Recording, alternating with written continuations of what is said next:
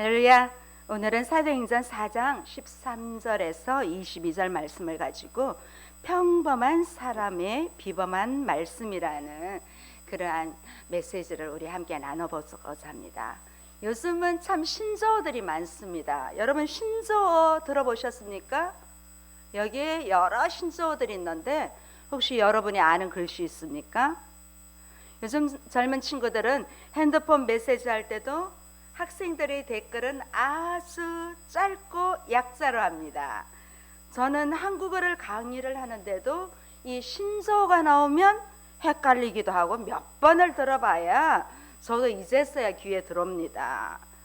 중고등학생들이 언어나 대학생들이 쓰는 언어들을 60대 좀 이상에게 말을 한다면 아마 한두 번 설명해서는 절대 알아듣기 힘듭니다. 혹시 여러분 오렌지족이라고 들어보셨습니까?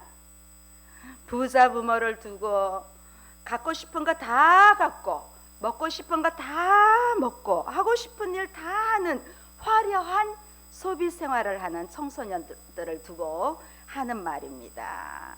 그 말이 오렌지족이라고 합니다.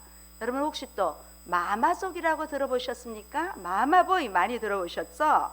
이 마마족에 속하는 아이들도 보면 학생들 비교적 아주 깔끔하고 핸섬해요. 공부도 제법 잘합니다. 그런데 이 친구들의 문제는 용기가 없습니다. 뭐든지 엄마한테 물어봐야 합니다. 엄마의 간섭 없이는 단 하나도 할 수 없는, 그렇게 홀로서기라고는 할 수 없는 그런 사람들을 우리는 마마족이라고 이렇게 합니다. 또 여러분 우리가 쓰는 영어 중에 혹시 이 치킨 아십니까? 저도 어제 치킨 먹었습니다. 이 치킨이란 말은 우리가 너무 흔히 하고 또 남녀노소 다 좋아합니다. 그런데 이 용기 없는 사람을 빗대어 말할 때도 이렇게 치킨이라고 부른다는 것입니다. 어쩌면 지금 현대인에게 가장 필요한 것 중에 하나가 용기입니다. 그런데 많은 사람들이 돈이 많으면 용기가 있는 줄 압니다. 돈 많은 오렌지족 용기 없습니다.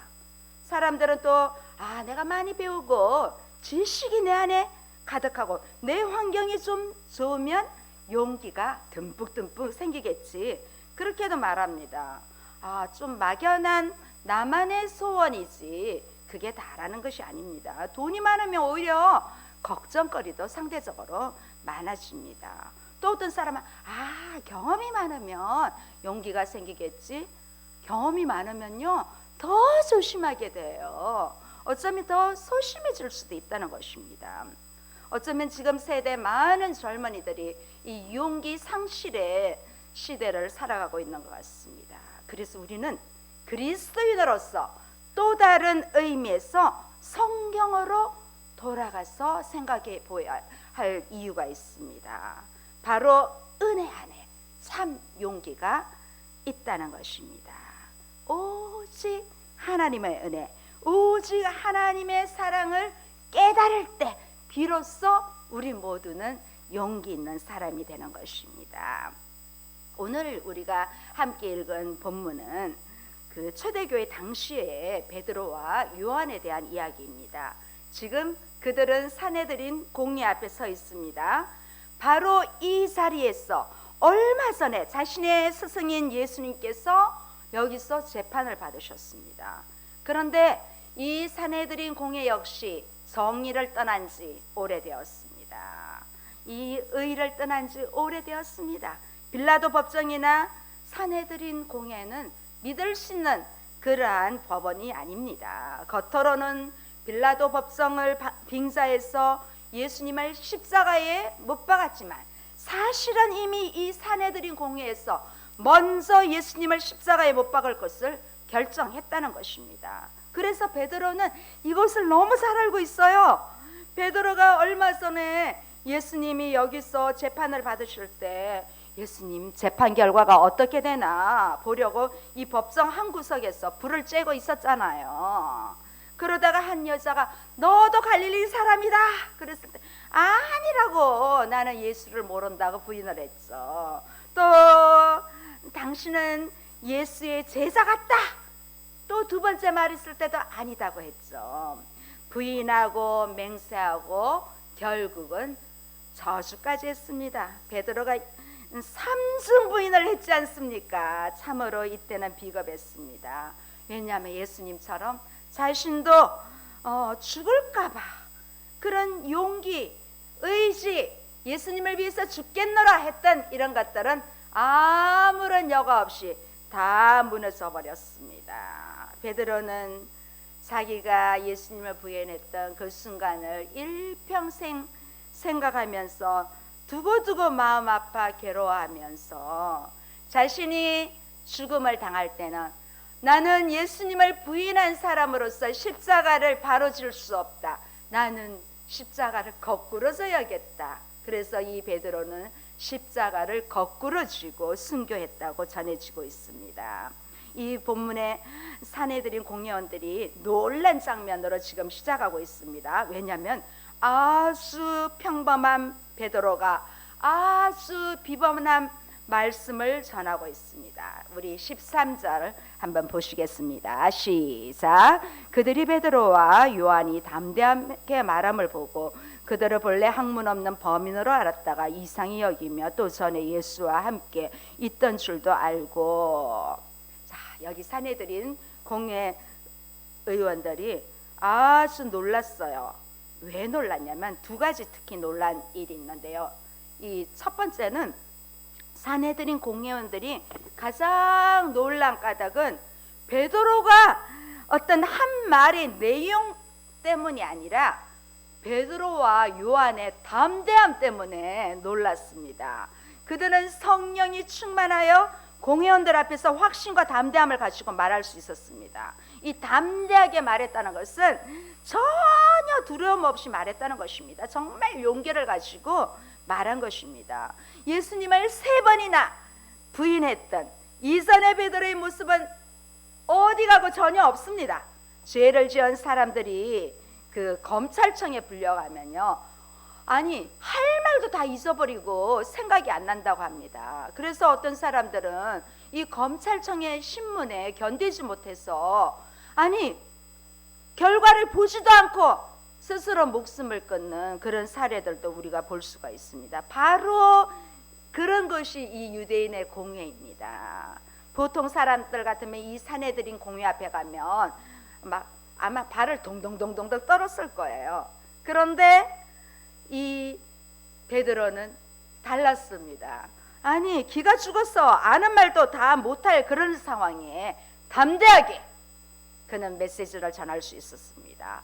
또 이 사람들이 놀란 이유가 이 사도들이 본래 랍비 교육도 정식으로 받지 않은 그런 사람이고 또 이 정치 정세에는 전혀 관심도 없는 그런 사람이기 때문에 놀랐습니다. 이 베드로와 요한이 말하는 모습을 보면서 이 공회원들이 깜짝 놀란 거예요. 그러면서 뭐라고 합니까? 학문 없는 범인. 이 범인이라고 해서 뭐 범죄자가 아니라 그 평범한 사람이라는 것은 이 사람들이 그렇다고 해서 일자무식이다 그런 사람도 아니에요. 단지 정통적으로 자기들 같이 랍비 교육을 받지 않았다는 그런 받지 못한 사람들을 뜻하고 있어요. 학문 없는 범인이라는 말은. 그럼에도 불구하고 받은 자기들보다 더 강력하게 선포하는 것을 보고 이 사람들은 엄청나게 놀랍고 충격을 받은 것입니다. 그래서 이 공회 종교 지도자들이 베드로와 요한을 보면서 어디서 많이 보던 것 같은데 하는 느낌이 확 들면서 두려워하기 시작된 것입니다. 그들 속에 예수님이 몇 달 전에 신문을 받던 그 모습이 보였던 것입니다. 3년 동안 예수님과 함께했던 이 동거동락했던 베드로와 요한은 이 예수님의 숨길 수 없는 그 모습이 저들에게도 전가가 되어서 지금 이 위험한 상황에서 바로 그 예수님을 생각하면서 저들에게 담대하게 복음을 전하는 것입니다. 여기서 우리는 우리의 상황이 이 정말 무서운 사내들인 공회, 검찰청 같은 이런 곳에 섰더라도 우리는 담대하게 예수님의 향기가 내 안에 베드로와 요한에게 나타났던 것처럼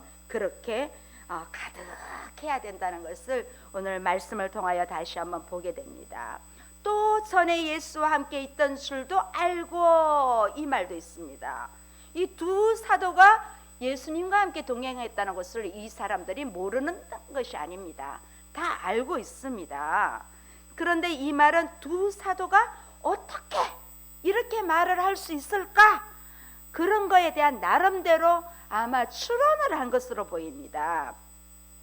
그들은 예수님도 랍비 교육을 받지 않았지만 권위 있는 말, 권세 있는 말, 어떻게 저런 말이 나올 수 있을까? 예수님과도 그런 말을 했습니다. 권위 있는 자같이 예수님도 가르쳤기에 이 제자들도 그 제자의 스승의 제자로서 그렇게 할 수 있었던 것입니다.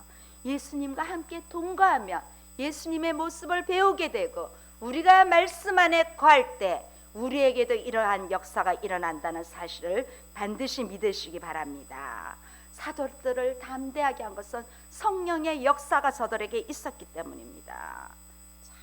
그렇게 함으로써 이 교만한 사내들인 공회원들의 코를 납작하게 만들어준 것입니다.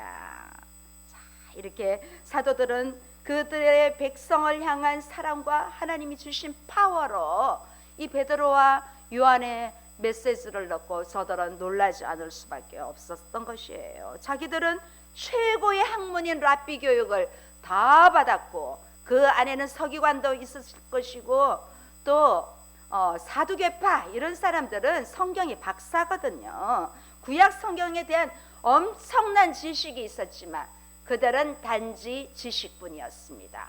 그들의 지식으로 오히려 그들은 많은 사람을 살리는 것이 아니라 남도 구원하지 못한 것입니다. 자기도 구원받지 못한 뿐만 아니라 그러한 결과가 있었던 것입니다. 죽은 지식인 것입니다. 그런 어떤, 또 한편으로는 우리가 생각하기에 종교적인 이런 전문성이 필요 없다, 그건 절대 아닙니다. 이미 이들은 예수님을 따라다니면서 많은 것을 배웠습니다. 그러면서 또 성령의 체험을 했기 때문에 이미 다 성령의 능력으로 임하셔서 체계적인 교육 훈련 이상의 모든 전문적인 것을 이미 하나님께서 주셨다는 것입니다. 그때 병 나은 사람도 함께 있었습니다. 우리 14절 한번 보시겠습니다. 14절. 또 병 나은 사람이 그들과 함께 서 있는 것을 보고 비난할 말이 없는지라. 이 사람은 누가 시켜서 온 것이 아닙니다. 날 때부터 다리를 못 쓰던 사람이 지금 다리가 나와서 걸어 다니고 뛰어다니는데 베드로와 요한이 와달라고 한 것도 아닙니다. 자기 발로 왔습니다. 그렇다고 해서 공회에서 이 사람을 데리고 왔을까요? 절대로 온다고 해도 막았을 거예요. 어쩌면 공회에서 막 방해를 했는데도 이 사람은 베드로와 요한에게 스스로 용기를 내어서 왔을 것입니다. 이 사람이 여기에 왔다는 것은 대단한 용기입니다. 어쩌면 이 사람은 하나님의 정말 확실하게 체험했기 때문에, 하나님을 체험한 사람이기 때문에 세상이 무섭지 않습니다. 공회원들이 무섭지 않습니다. 전에 같으면 엄청 무서웠을 텐데 이 사람은 아무런 두려움도 없었습니다.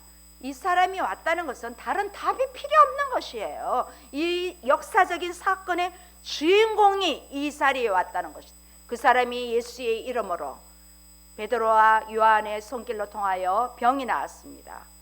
이 다리를 못 쓰던, 평생 못 쓰던 사람이 지금 이 자리에 와 있으니까 저들이 놀라 자빠질 수밖에 없는 것이죠. 그래서 뭐라고 합니까? 더 이상 비난할 말이 없다. 더 이상 할 말이 없다. 그런데 이 말에 뱉었으면 진실로 행해야 되는데 그럼에도 불구하고 이들은 마음을 바꾸지 않습니다. 15절 16절 한번 보시겠습니다. 명하여 공회에서 나가라 하고 서로 의논하여 이르되 이 사람들을 어떻게 할까? 그들로 말미암아 유명한 표적 나타난 것이 예루살렘에 사는 모든 사람에게 알려졌으니 우리도 부인할 수 없는지라. 자, 지금 부인할 수 없는 증인이 이 자리에 있는데도 정말 이게 정말이구나, 그들은 받아들이지 않습니다. 오히려 사도들을 잡아넣을 명분이 없는 것을 안타까워하고 있습니다. 공회원들은 하는 수 없이 이 두 사도를 퇴장시키고 이 사건을 어떻게 수습을 할까 대책 논의를 합니다. 아니 이 사람들을 어떻게 할까? 이것은 이들이 문제를 우리는 도저히 풀 수 없다, 이 말이랑 같은 의미입니다. 그렇게 똑똑하고 권력 있고 종교 지도자인 사람들에게 이 상황은 아주 곤혹스럽습니다. 당연히 자기 마음대로 하면 베드로와 요한을 옥에 가두고 사형을 시키고 싶지만 온 백성이 지켜보고 확실한 증인까지 여기 와 있으니 어떻게 할 수가 없는 거예요. 사도들을 풀어주자니 자기들을 계속 위협할 것 같고, 또 이 사람을 옥에 잡아넣자니 백성들이 다 들고 일어날 것 같고, 그들은 딜레마에 빠질 수밖에 없었습니다. 자기 스스로 말하기를 우리도 부인할 수 없는지라 결국 그렇게 말합니다. 그러나 그들은 절대로 믿음으로 반응하지 않습니다. 자기들이 부인할 수 없는 증거로 병 나은 사람이 이곳에 있음에도 불구하고 믿음으로 반응하지 않습니다. 참 완악하지요. 그러면 도대체 왜 이 사람들은 부인할 수 없는 진리를 왜 안 받아들였을까요? 당장 이것을 인정하게 되면 자기들에게 돌아올 현실적인 불이익이 눈앞에 먼저 보이는 것입니다. 사람들은 대체로 자기에게 뭔가 손해가 될 것 같으면 아니 바른 증인을 해야 되는데도 거짓 증인을 막 합니다. 그래서 손해가 오는 것 같으면 진리인 줄 알면서도 거부합니다. 많은 사람들은 자신의 잘못에도 불구하고 상대방을 인정하며 내가 패배한다는 그런 패배의식을 생각하고 인정하는 순간에 나에게 손해가 온다는 것을 그렇게 생각하면서 바로 문을 닫아버리는 그런 경우가 있습니다. 정말 이들이 제일 두려워한 것은 무엇입니까? 그들은 자신들이 믿는 하나님이 아닙니다. 하나님을 믿는다고 하지만 그들이 두려운 것은 바로 사람들입니다. 그들은 하나님을 두려워하지 않고 군중을 오히려 두려워했던 것입니다. 그러면서 뭐라고 합니까? 유명한 표적 나타난 것이 예루살렘에 사는 모든 사람에게 알려졌다는 것을 걱정하고 있어요. 하나님을 섬기는 종교 지도자라는 사람들이 가장 신경 쓰는 것이 하나님을 신경 쓰는 것이 아니라 사람을 신경 쓴다는 것이 정말 그 시대의 암울함을 보여주고 있다는 것입니다. 우리 이어서 17절 18절 한번 보시겠습니다. 이것이 민간에 덮어지지 못하게 그들을 위협하여 이후에는 이 이름으로 아무에게도 말게 하자 하고 그들을 불러 경고하여 도무지 예수의 이름으로 말하지도 말고 가르치지도 말라 하니. 자, 이제 이 기적과 메시지가 퍼져갈수록 종교 지도자들은 자기들의 입지가 흔들리고 있다는 것을 느낍니다. 그래서 불리해진 것을 생각하고 어떤 일이 있어도 더 이상은 이 일이 퍼져가서는 안 된다고 그렇게 말합니다. 그래서 막아야 한다는 결론을 내립니다. 고작 생각이 내는 해결책이 사도들을 위협해서 다시는 예수 이름으로 이런 것을 하지 말라고, 전하지 말라고 그렇게 결론을 내립니다. 이 종교 지도자들의 그러한 어떤 자기들의 유리한 것을 찾았지만 어떻게 하면 사람들이 자기들을 인정해 줄까? 이들은 여기에만 관심이 있었습니다. 그런데 세상적으로는 연약해 보이지만 이 제자들은 뭐라고 말합니까? 우리 19절 20절 한번 보시겠습니다.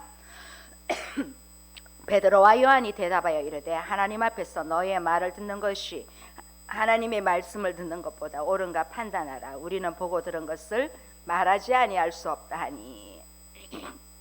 불과 2달 정도까지만 해도 이 베드로는 예수님을 그렇게 3년 동안 쫓아다니고 나름 수제자 주는 그러시듯이요 살아계신 하나님의 아들이십니다 이렇게 칭찬받은 수제자가 예수님의 십자가 앞에 3번이나 부인했던 그런 사람이 이제는 예수님을 잡아 죽였던 사람들 앞에서 뭐라고 말합니까? 하나님 앞에서 너희의 말을 듣는 것이 하나님의 말씀을 듣는 것보다 옳은가 판단하라. 우리는 보고 들은 것을 말하지 아니할 수 없다. 얼마나 담대합니까? 완전 360도 달라졌습니다. 엄청난 변화입니다. 성령을 받으면 이렇게 변화가 되는 것입니다. 너희가 스스로 옳은가 판단하라. 너희가 각자 알아서 잘 분별해라. 그런 말입니다. 너희 사람의 눈치나 자꾸 보고 정치적으로 판단하지 말고 영적으로 하나님 말씀에 비추어서 너희가 한번 판단해보라. 그렇게 강력하게 말하고 있습니다. 사람의 말보다 하나님의 말씀을 들어야 한다는 이 결단은 지금 오늘날 우리 하나님을 믿는 우리 성도들에게도 이 세상을 살아가는데 가장 중요한 원칙입니다. 그런데 많은 성도들 중에도 하나님의 말씀대로 살다가 보면 손해를 볼 것 같아. 주일날 장사를 안 하면 얼마나 손해를 보는데, 나름대로 방법을 쓰며 세상의 기류를 따라 사는 것이 유리할 때처럼 보일 때가 많습니다. 사업 계약을 체결할 때나 또 아이 교육에 대한 것, 직장을 선택할 때 여러 사례들이 있습니다. 그럴 때 우리는 하나님의 생각을 뒤로 할 때가 많습니다. 여러분 중에는 그런 분 없습니까? 우리 한번 나는 어떤가 한번 돌이켜 보시기 바랍니다. 그런데 우리가 하나님의 말씀대로 나가지 않고 하나님의 말씀을 듣지 않으면 어떻게 되는지 아십니까? 19절에 너희의 말을 듣는 것이라고 했는데 사실은 자기 마음대로 되지 않습니다. 우리가 하나님 말씀 안 듣고 세상에 조금 돈 벌 수 있고 또 명성을 높일 수 있다고 생각하면 할 때 그게 다인 줄 알지만 다가 아니라는 것입니다.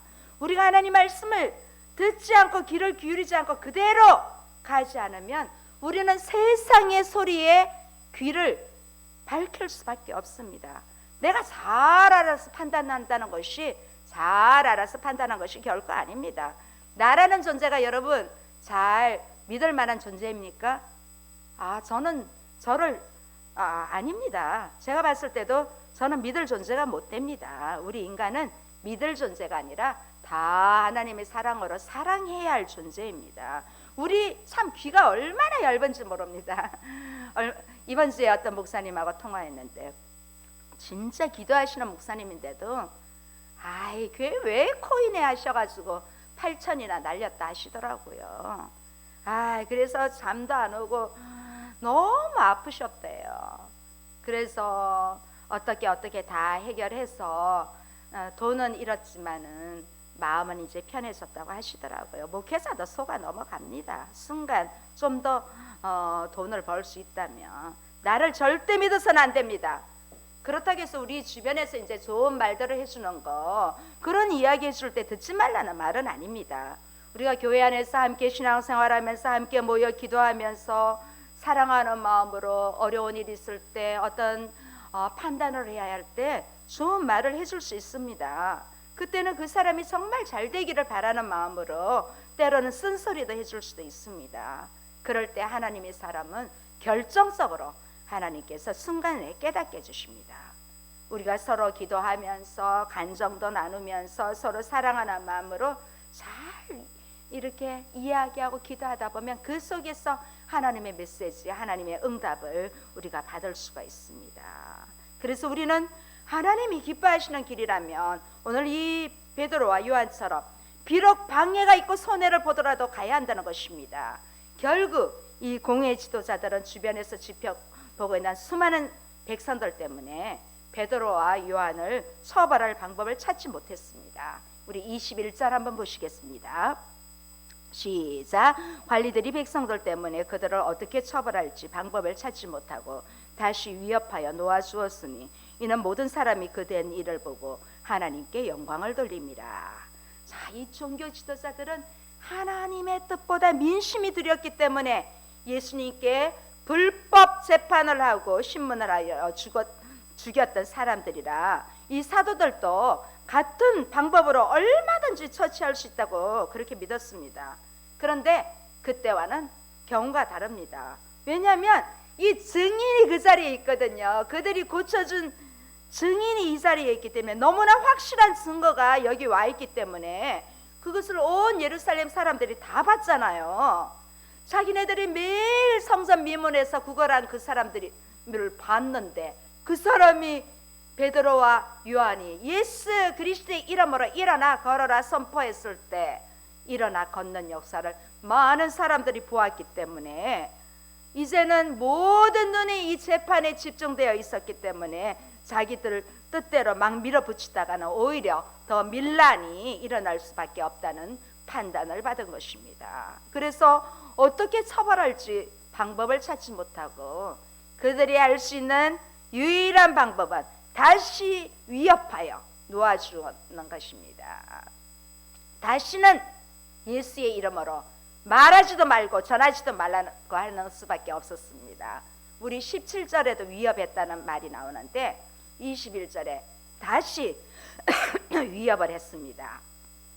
결국 할 말 없는 사람은 항상 이렇게 윽박지르고 폭력적으로 나오는 것밖에 없습니다. 그런데 이거는 임시 방편입니다. 이제 우리가 앞으로 사도행전 7장 8장을 계속 보면 예루살렘 교회 안에 이러한 영향력이 커지니까 그때도 사도들을 죽이려고 핍박하는 사건이 나옵니다. 하지만 그때 역시 사도들은 어떻게 할 수가 없어서 그냥 놓아줍니다. 오늘 마지막 본문 말씀입니다. 이 22절이 왜 여기 있을까요? 22절 함께 보시겠습니다. 이 표적으로 병 나은 사람은 40여 세나 되었더라. 왜 이 끝부분에 사실은 이 안전뱅이가 나았을 때 바로 나와야 하는 말인데 22절에 이 표적으로 병 나은 사람은 40여 세나 되었더라. 왜 갑자기 40여 세가 되었다고 할까요? 이 40여 세가 되었다는 말은 좀 더 넘었다고 볼 수 있습니다. 그러나 이 사람은 이제 어쨌든 40세였습니다. 그 당시 1세기 당시에 로마 제국의 평균 수명이 40대 초반이라고 합니다. 지금도 이 아프리카나 이런 데는 40이 넘기가 힘든다고 합니다. 그렇다면 이 사람은 그 당시의 평균 수명을 이미 넘긴 사람입니다. 이 사람은 나면서부터 안전뱅이였기 때문에 40이 넘도록 평생 걸어본 적이 없는 사람이 일어나 걸었다는 것은 걸을 수 있다는 확률이 0%입니다. 그런데 이 다리 못 쓰던 사람이 40세가 넘어서 걸을 수 있다는 것은 기적 중에 기적인 것입니다. 인간으로는 상상할 수 없는 그러한 일을 보고 수많은 백성들이 보고 놀란 것입니다. 몇십 년 동안 자기들이 성전 미문에서 구걸하는 사람인 줄 알고 있는데 저 사람이 40이 넘었는데 어쩌면 저 사람은 죽어도 벌써 죽을 사람인데 그런 사람이 예수의 이름으로 예수 그리스도의 이름으로 붙잡았을 때 일어나 걸었다는 것입니다. 그래서 많은 사람들이 그 자체가 놀라워서 아니 우리 40이 살기까지 얼마나 힘든데 이 사람은 이제 죽을 나이에 일어났다는 그 사실에 많은 사람들이 하나님께 영광을 돌린 것입니다. 또 이 사람의 용기 때문에 많은 사람들이 하나님께 영광을 돌렸습니다. 이 40세가 넘었기 때문에 이 사람은 언제 죽을지 모르는 나이가 되었다는 것입니다. 선천적으로 다리를 못 걷던 사람이 갑자기 일어나 걷게 되었으니 그동안 보고 싶은 게 얼마나 많습니까? 가족들도 함께 여행도 다녀야 되고 할 일이 얼마나 많겠습니까? 그런데 이 사람은 다른 데 가지 않고 여기에 와 있습니다. 두 사도가 재판으로 인하여 죽을 수도 있다는 것을 아마 들었을 것입니다. 그래서 이 공의 재판장에 와 있습니다. 누구의 권유나 누구의 강요도 아니고 누가 강요할 사람이 있습니까? 이 사람은 치유받았기 때문에 이제는 룰루랄라 즐겁게 얼마나 살지 모르지만 그 자기의 시간을 보낼 수 있는데 자신을 고쳐준 예수 그리스도의 이름으로 선포하여 고쳐준 이 두 사도가 곤역을 당하고 있기 때문에 뭔가 해야 되겠다. 나는 이미 40세까지 살았고 이제 한번 걸어봤으니까 나는 내일 죽어도 아무런 이상이 없을 것 같다. 그런 마음으로 아마 이곳으로 향해서 왔을 것입니다. 자신은 치유해 주신 그 예수라는 사람의 이름을 걸고 복음을 전하다가 이렇게 붙잡힌, 자기를 일으켜주는 이 사람들을 그냥 둘 수 없어서 이렇게 함께 온 것입니다.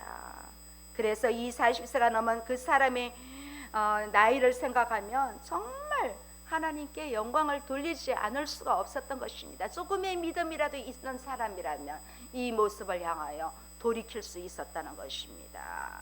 자, 우리도 삶에서 이런 용기가 필요할 때가 있습니다. 진리를 알면서도 내게 손해가 있을까 봐 회피하거나 또 정직해야 되는데 우리가 정직하지 못할 때가 있어요. 하얀 거짓말도 할 때도 있고, 우리를 봐도 거짓말을 안 하는 것 같아도 다 합니다.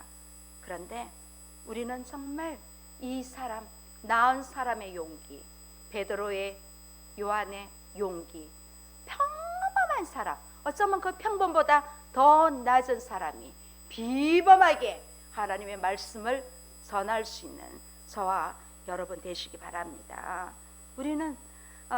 저는 이 말씀을 이렇게 마무리하면서 이 22절 상황을 봤을 때 이 사람은 아마 40이 넘어서 아주 오래 살지 않았을까 싶습니다. 그러면서 여태까지는 성전 미문에 한 번도 성전에 들어가 본 적이 없습니다.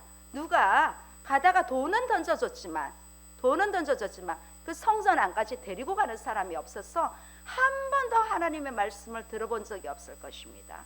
그러나 이제는 성전 안으로 들어가서 말씀도 듣고 하면서 이 사람은 아마 초대교회에 중요한 일을 하지 않았나, 그렇게 한번 생각해 봅니다. 정말 평생 걸어본 적이 없는 사람이 교회에 와서 예배에 와서 기도하고, 지금도 아마 병원의 중환자실에 있는 사람들 중에 믿음이 있는 사람이라면 주일에 한 번 우리 교회 와서 예배 드리는 것이 간절한 소원일 것입니다. 어쩌면 이 사람도 이제 예루살렘 교회에 아주 열심으로 섬겼을 것이라고 그렇게 생각해 줍니다. 우리 오늘 다시 한번, 우리도 평범합니다. 우리 아주 비범한 사람 아닙니다. 우리는 평범하지만 베드로, 요한, 어부 출신 아주 평범 이하의 그런 사람입니다. 이 안진뱅이 인간 취급도 받지 못한 사람들입니다. 이렇게 평범한 사람을 통해서, 우리같이 평범한 사람을 통해서 하나님은 비범하게 우리를 사용하십니다. 우리의 메시지, 우리의 나오는 언어, 예수 그리스도의 향기, 복음의 메시지를 통해서 평범한 나를 비범한 나로 만들어주시는 우리 하나님께 영광을 돌리면서 우리가 이제는 그 은혜 안에 또 한 주간 더 충만할 수 있도록, 하나님, 저는 아주 평범하지만 저를 비범하게 사용해 주셔서 너무너무 감사합니다. 그런 고백하는 우리 한 주간 되시기 바랍니다. 함께 기도하시겠습니다. 좋으신 하나님 아버지, 감사합니다. 오늘 거룩한 주일에 우리를 하나님의 귀한 존전으로 불러주시옵시고, 우리가 평생 정말 예수 밖에 살 수도 있었는데 우리에게 복음을 주시고, 이 주 예수 그리스도의 이름으로 예수 그리스도를 믿게 하시고 구원하여 주셔서 하나님의 자녀로 삼아주셔서 감사합니다. 또한 우리가 이 세대를 살아가면서 나같이 평범한 사람을 하나님의 복음의 메신저로, 또 우리 평범한 우리를 가는 곳마다 복음의 전달자로 전도할 수 있도록, 선교할 수 있도록 하나님 아버지 우리를 사용하여 주셔서 감사합니다. 그 믿음으로 한 주 동안도 승리할 수 있는 우리 모두가 되기를 소원하며 우리 주 예수 그리스도의 이름으로 기도드립니다. 아멘.